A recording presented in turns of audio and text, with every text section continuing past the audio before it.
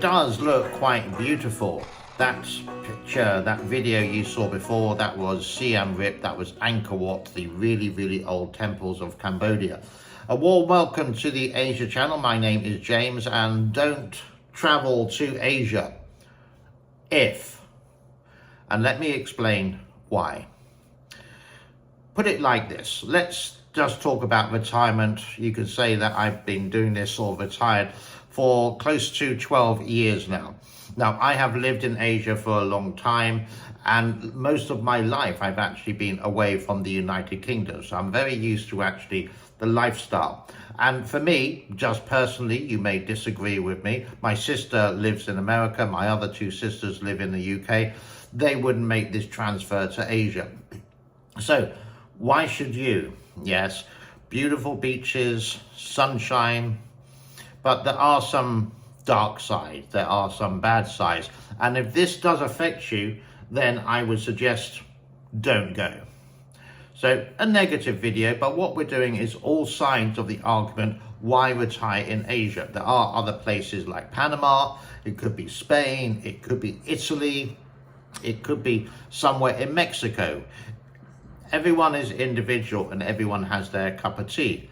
So the first thing, if you don't like chaotic travel or chaotic, you could say road, I'm trying to find the word, but it's like, well, just have a look at this. You'll see what I mean.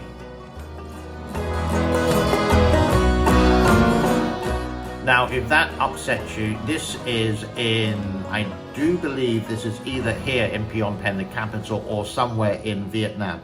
Traffic can be chaotic, and if you don't know how to ride a motorbike, then it can become more problem. And if you're used to the European or the Western style of very polite driving compared to Asia, then that's something to consider. The next one is this. Especially in the tourist areas in most parts of Asia, let's say in the Philippines, Thailand, Vietnam, Cambodia, Laos, and in Myanmar or Burma, if you want to go, you are going to see poverty and you are going to see people on the streets begging for money. Now, by all means, do give them money, but it's the same rules that sort of applies in Europe or Asia. Where is the money going to go? Do they have a problem with alcohol? Do they have a problem with drugs? The best thing, if you want to, is just go to McDonald's or go into some Asian cuisine and give them some food with that. And so at least they're going to remain healthy, possibly for another day. If this upsets you, it's common, then don't go to Asia. Another one is this. It can get really hot in the summer. Now, the summer in Southeast Asia is sort of like end of February, March, April, and a bit of May. Come June, it does cool down a little bit, but there will be more rain. November, December, January, and half of February is the best time to go to travel. But if you're living here, you're going to suffer through the summer months where it is really hot. And on the opposite side of the sun is going to be the rain. When it rains, it pours. And it can get just wet. Your whole body feels wet, and you're waiting for the cooler season, like in November, where it stops raining and the weather is really pleasant. It's not constant, it's not 24 hours a day, 7 days a week, like in Forrest Gump, but it does usually rain, at least you could say, I'm not going to say every day, but it does. And when it is rain, it does really pour and lots of floods occur. And traveling can just be a little bit chaotic. You need a good motorbike to get through the rain, but don't drive very fast like you would in the West when it is a torrential downpour. What else is here? If you are afraid of what this looks like, I don't know what that food is, but if that scares you, then don't come to Asia, because a lot of the food is going to be rice-based and also noodle-based. You would need to learn how to use chopsticks. You would eat with a fork and a spoon. Now, you can get Western food, especially here, and it's not very expensive, but it's cheaper to eat the local food and possibly a darn sight healthier as well. So if you don't like Asian food and you think you're going to live on Western food here, well, you can. It's going to be more expensive, but it's going to limit your options. What's the next one? Hospitals. If you are ill and you do need to go to hospital, the places that to be in would be Hong Kong, Singapore, and possibly Thailand. Lots of people ask me about health insurance. I've had my international health insurance ever since I was 20, because that's when I started near enough traveling, and I just pay a premium, and I've never really been to hospital for a serious thing, so touch wood. But I know if I am ill, I can go to near enough any Singaporean hospital. I can go to the really nice hospital here, like the 5-star one. But you have to find that out for yourself, which one is that you can choose. There's something called Prime Pacific, I do believe. You can have a look at them. I can't verify them, but they seem to do a lot of advertising on Facebook and places like that. You will go. And here in Siem Reap, I would say there's two good ones. I have been to one of them, which is the Japanese Khmer Hospital. It's a little bit out of town, it's a little bit out of town, but they all speak English. They're very polite, and it's not very expensive. But I didn't have a serious problem.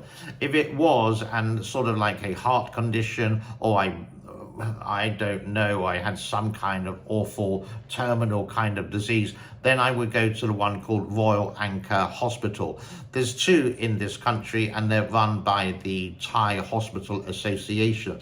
So you can get it, but the Royal Hospital is really expensive, so I really need some health insurance. Or the other option is make sure that you have $20,000, $30,000, $40,000 saved, so if there is some kind of emergency, you have the cash for it, which some people do in Thailand, so they don't get the regular health insurance. It can be quite expensive. My one, because I never used it, is still at the premium from about 30 years ago, something like that.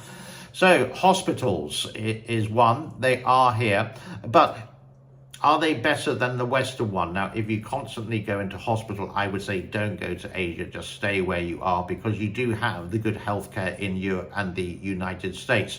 You do have good healthcare in places, yes, like Singapore, but you would have to travel there, and living in Singapore is more expensive than living in New York. And the weather, so humid with that one. So often you would see on YouTube videos about people, including myself, saying, come to live in Southeast Asia, retire. The visas are very easy. It's not very expensive. If you don't have any family ties in America or wherever you live in Canada or maybe the United Kingdom, then come over, have a look for 2 or 3 months, find the place you want to, maybe live here for a year. If you're really happy with it, then sell up in the UK or in the US and come and live here full time. You will understand a lot more. It's like the only way to experience. I can talk for hours about it. You need to get your ABC, your butt here basically, and live here and find out what it's like. Is it suitable? Are you happier than you are in the UK? If you're not and you find everything difficult, well, at least you tried and you still got all your property, everything back in your home country. But if you do love it, then these videos that I make and some things in Thailand, like a gentleman called Everything Pattaya, he will explain in more detail what it's like, the cost of living, etc., which I have covered on this channel.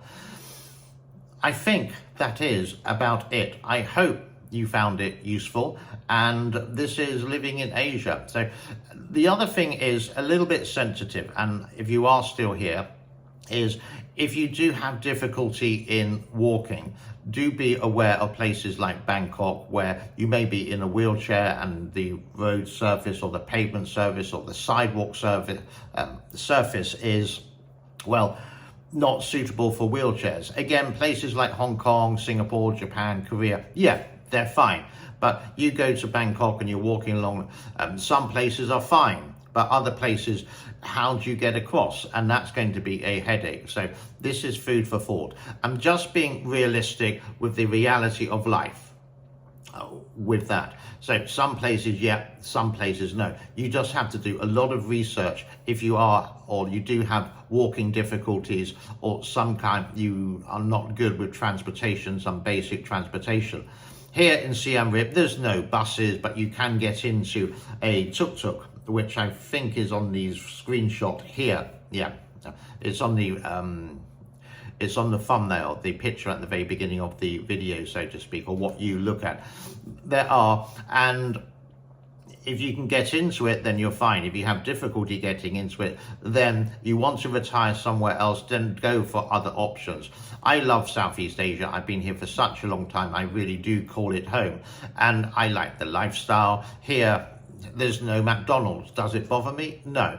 But it's so easy to travel to other places around, like Thailand, Vietnam, Hong Kong, all the way up to Japan, Indonesia, Singapore. Just short flights away. And there was one gentleman who did ask me, can you live here for $1,400? Yeah, you can. If you think about it like this, $300 is your accommodation. The max for your air conditioning is going to be $1, so that's $400. Your food, let's say your food is, let's say 20 a day. So how much is that? 20 times 3 is 6, so we got up to 1,000. Your drinking, maybe like 200 or whatever. It's not very expensive to drink here, and you can save up a little bit for some vacations once or twice a year to Thailand, just to get away from the relaxed lifestyle of Cambodia. You can get it cheaper, you can get it more expensive, but yeah, I think you can do it for 1,400, but I think the comfortable zone or the comfort zone is around about 2K, because you don't know the future and the emergency that you don't know. For example, I had to go to England last year because my mum was unfortunately very ill and she passed away. I needed to buy an air ticket. The air ticket cost me $2,500. Because I have that saving and I have that comfort zone and I have a retirement fund more than $2,000 per month, then it wasn't a problem. But if it was under that, I may have been struggling with that. It's all food for thought, and I'm just here to share some points of view with you. Thank you so much for your time. Enjoy the rest of your day. Like, subscribe and share, and leave some comments if you have any questions, and I'll do my best to answer them. Cheerio for now. Bye-bye.